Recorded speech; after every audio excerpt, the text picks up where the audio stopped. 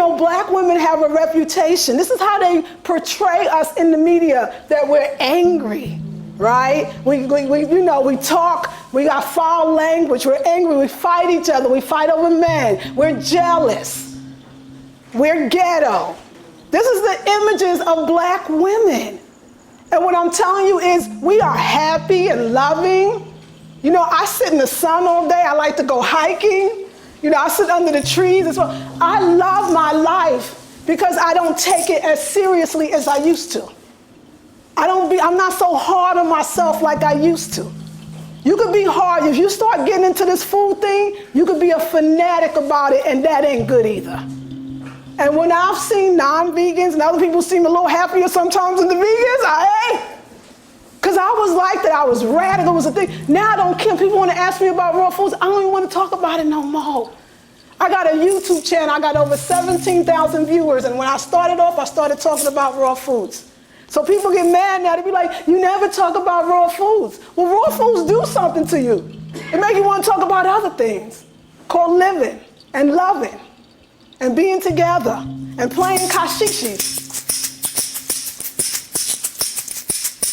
Golden streams of goodness, golden streams of goodness, a waterfall of sunlight on my womb night, and we could take flight on God. God is light, no hype. My love for spirit is twice as nice. As I balance yin yang, I am one and the same. The Un gave it its name. It's not about fame or shame, but claiming your divinity, black woman. Your womb is golden streams of goodness. My heart is revitalized, idolized never, dark chocolate forever. The Creator runs through the canal and bursts out a smile because heaven is between the black woman's thighs. And this info is from Kemet, and I meant it. God is all sufficient, never deficiency, because that's not our mission. Dang, I'm missing those days of antiquity when it was impossible for us to lack for anything. Black people, let's build pyramids again and put an end to destruction. Jah, give me the will, and I know I can build, but still, when I see daughters in them high heels, I say, sisters, please don't kill the womb that can replace and regenerate so that we could re-educate. And sisters, those skin-tight jeans cut off all your dreams of reality. Your spirit is too tight. Earth minerals can't unite because your dreams are too tight. Earth and womb need to see light. All right, enough of the lecture. I just wanted to let you know. Sisters, I love you too much to see you make a fuss over your beauty.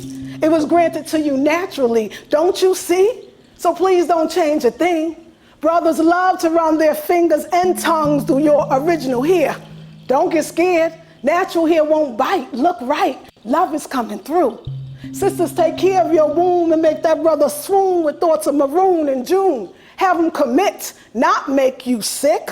Reacquaint yourself with your womb.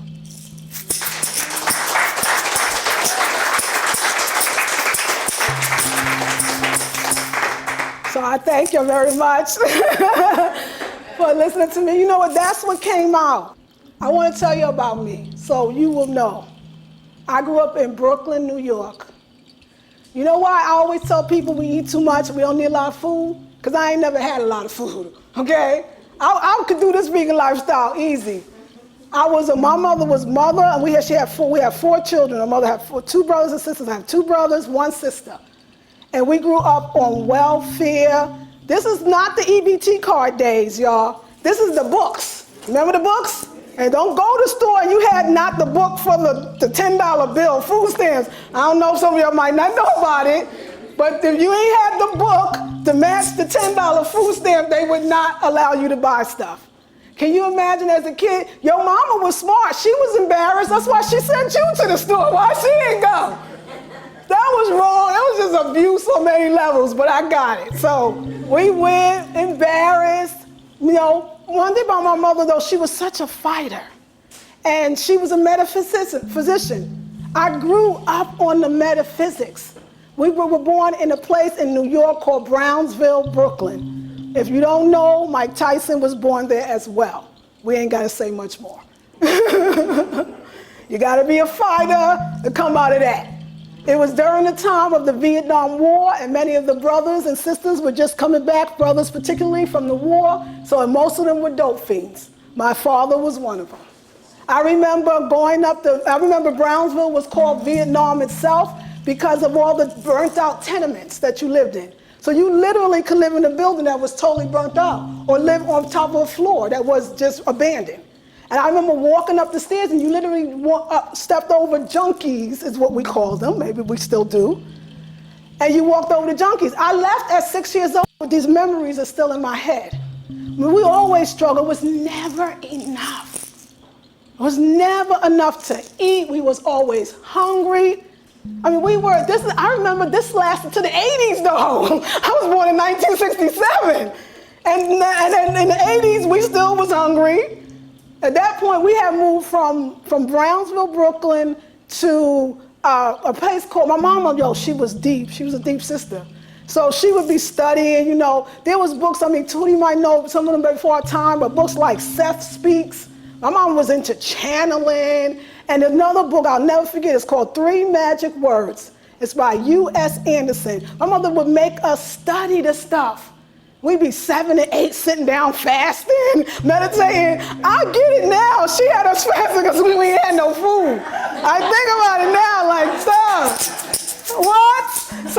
So we were into it. We were such strange kids because when you're black growing up, most people are Christians. That's how we were the only non-Christians in the whole dang neighborhood.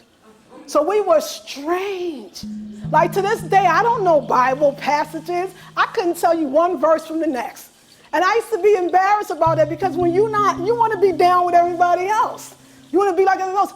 Now, at 47 years old, let me tell you, I'm so thankful that I don't know. Because I got to know straight from spirit every day. My mama would teach us every other 3-4 months. She'd be like, look, y'all, we're going to do some Islam now. And we was doing Islam. She'd come back and say, no, y'all, let's study Buddhism. And we would study Buddhism. We were never there, but we was always metaphysicians. It was always your words have power. What you say is who you could become. We learned it so well. We mastered it. So manifesting things and stuff, that's easy. And that's why people say, so I realized something. I said, you know what? Teaching people about metaphysics when they don't feel good about themselves, I don't know how they're going to manifest things, but they might not manifest that self-love for them, their own self. And so what I started thinking about, because I saw my mother.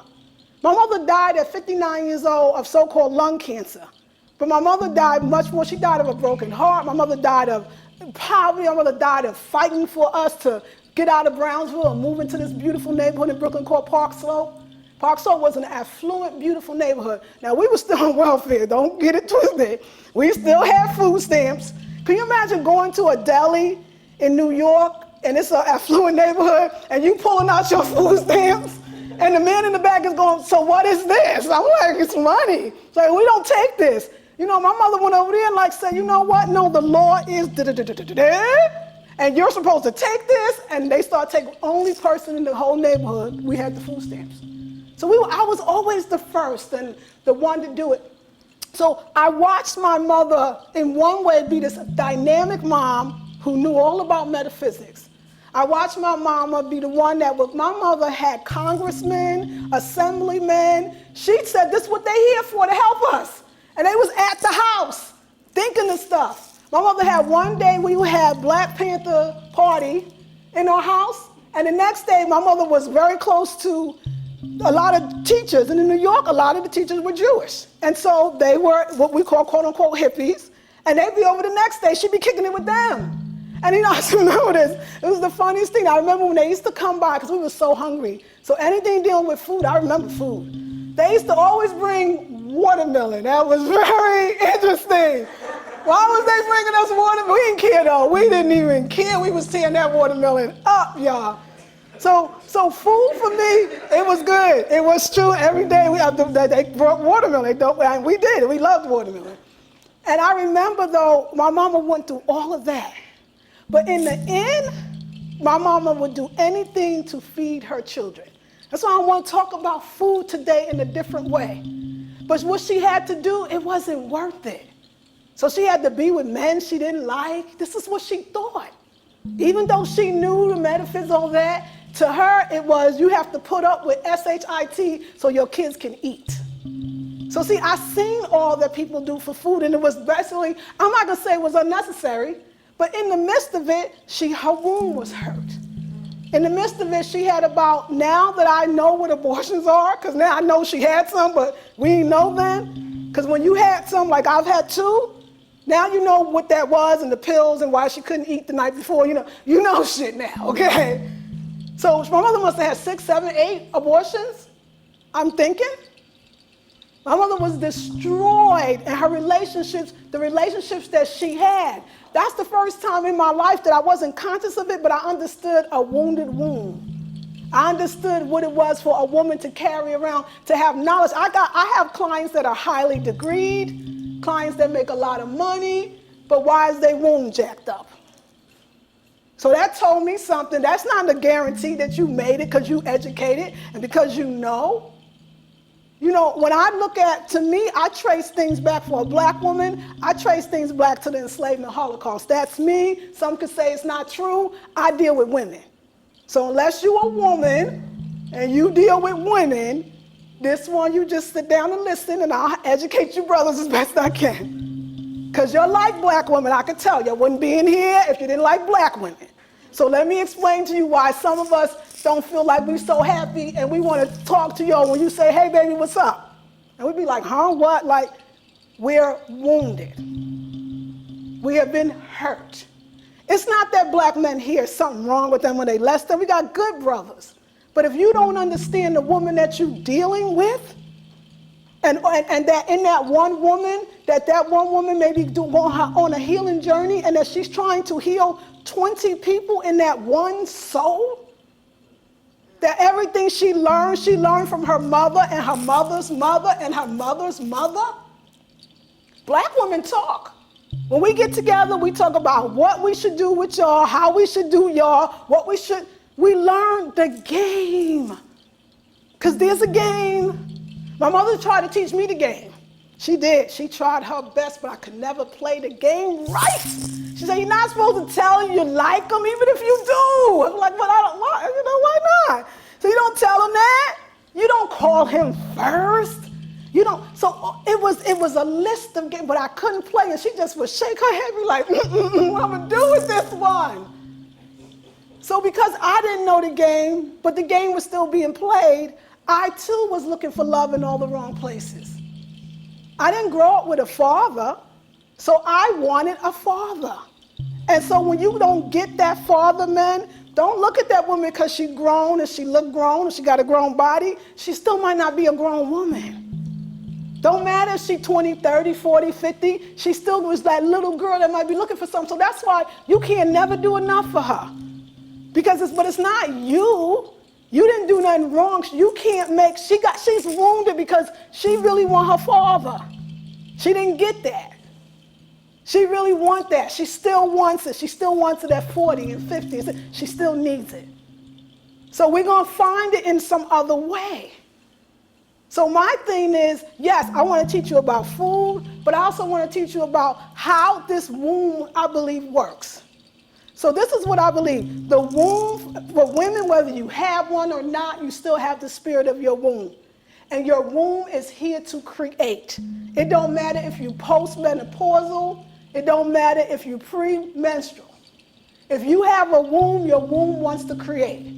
So what your womb does is, if you do not create something, if you do not be the poet you really are, or the painter you really are, or the dancer, or the singer, or whatever your art is as a woman, if you don't do it, the womb is like, look, you're going to have to give me something. Because I really just want to I want to be pregnant with something. And so what the womb does, I believe about fibroids is, think about when the doctor diagnoses a woman with fibroids. What does he say? Oh, it's the size of a 3-month-old fetus, 6-month-old fetus. He uses terms as if you're pregnant. And if you ever saw a woman with large fibroids, or maybe you've been one yourself, she looks pregnant. My sister used to joke with me, but it wasn't funny, but she was. She said, girl, it's bad. She in New York, and you get on the subway and everybody giving you a seat. I'm sorry. That ain't me. She looked pregnant. She said, no, this got to stop. And so what the womb says is, okay, so you're not going to really be who you are. You're not going to ask for what you want. You're not going to speak up. You're not going to use your voice. You're not going to heal those past issues. You're not going to deal with your hurts. Well, guess what? It will just keep growing because I have to create. And you could stuff your creativity down and you could act like it's not there. But guess what? I'm going to take all that shit, all that hurt, all that pain, and I'm going to grow. And I'm going to make it into this fibroid tumor, and this is what you're going to have to give birth to.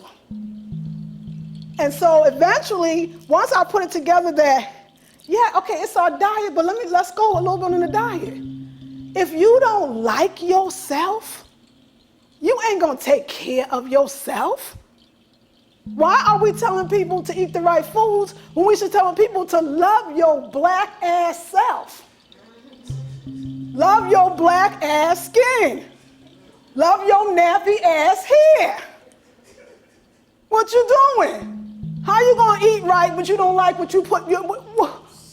If you don't like yourself, and for black women, you could think you do, you could say, no, I do. I love myself. I got over that shit.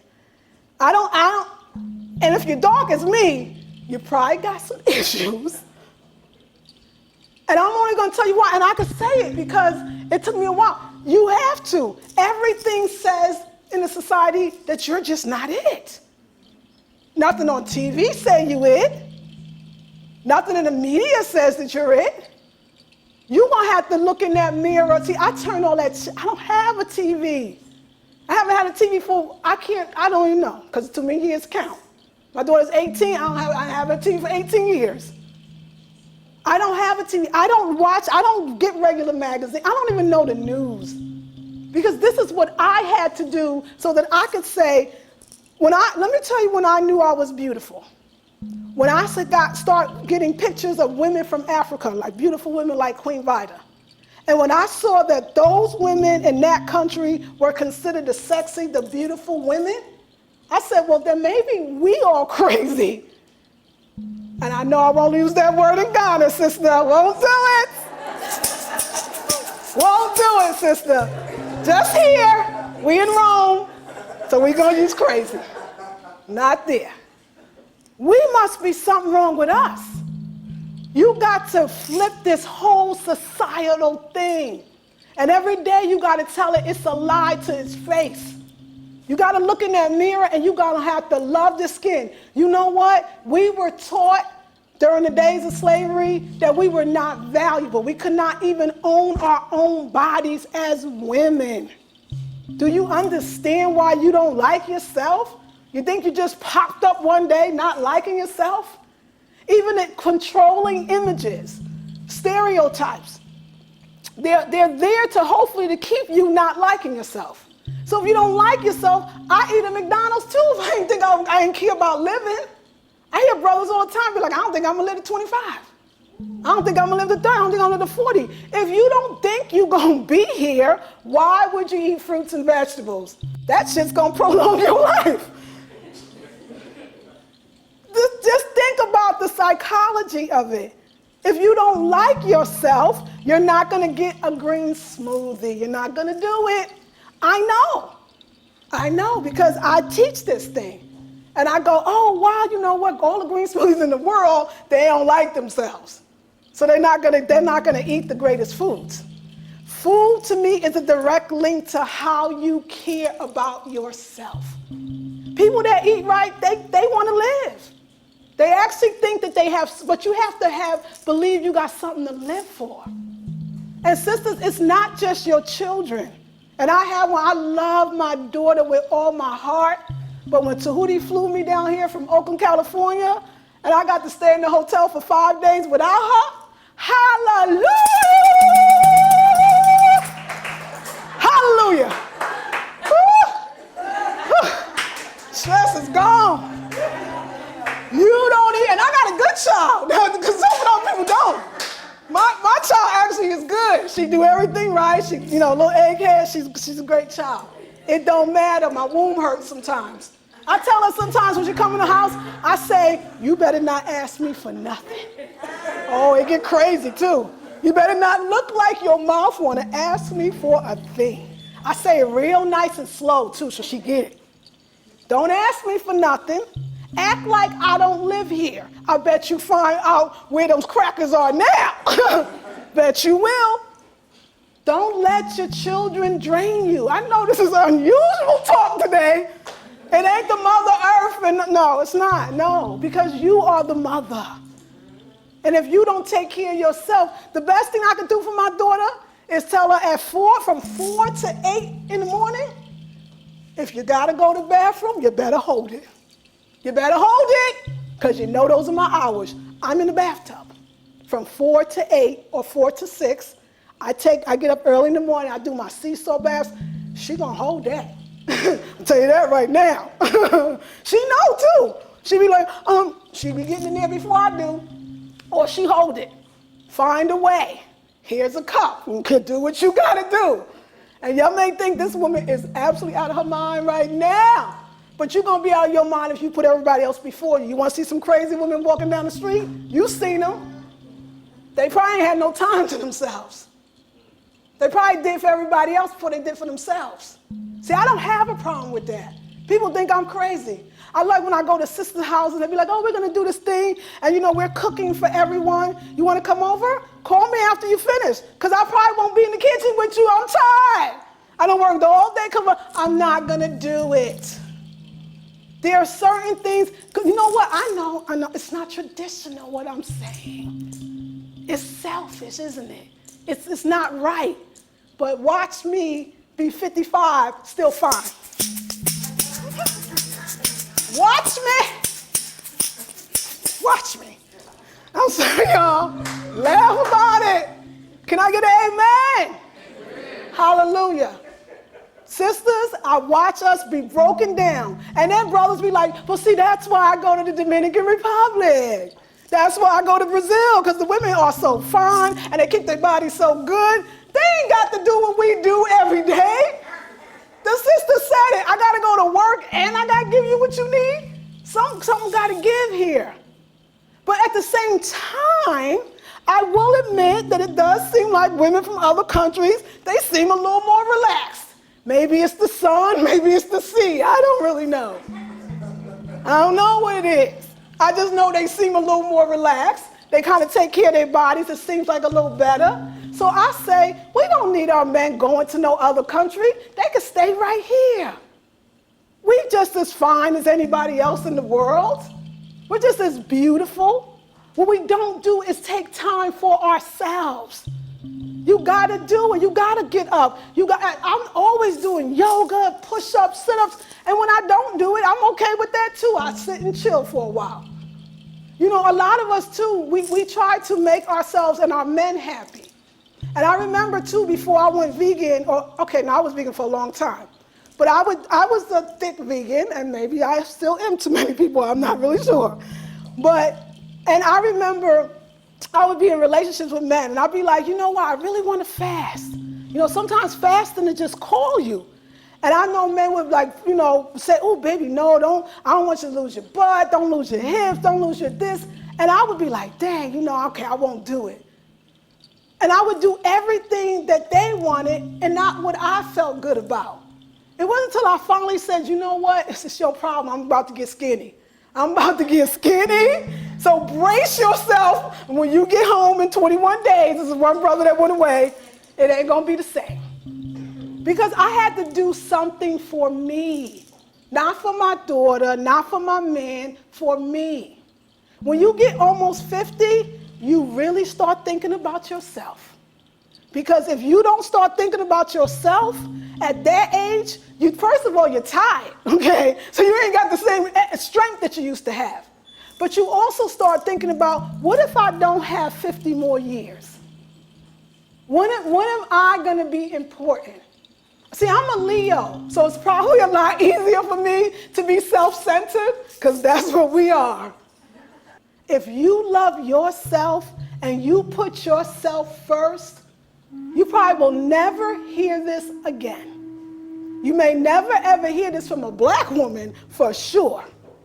But I'm telling you, I have groups. I have a group called Women Who Run With the Womb. And it's a virtual group on Facebook. And every month we concentrate on ourselves. And we have series. For 4 weeks we do raw foods. And some weeks we do healing abandonment issues. Other weeks we do cleaning house. Other weeks we do cleaning our words. See, when I told them that, look, y'all, all you got to do is think more positively. Think, put the I am beautiful, I am. Guess what? Some of them been in that mirror saying, I am beautiful for years, and they still don't feel it. So what is happening? If metaphysics is the key, why my mama wasn't alive? What I'm telling y'all, it ain't one piece of nothing. It's a little bit of everything.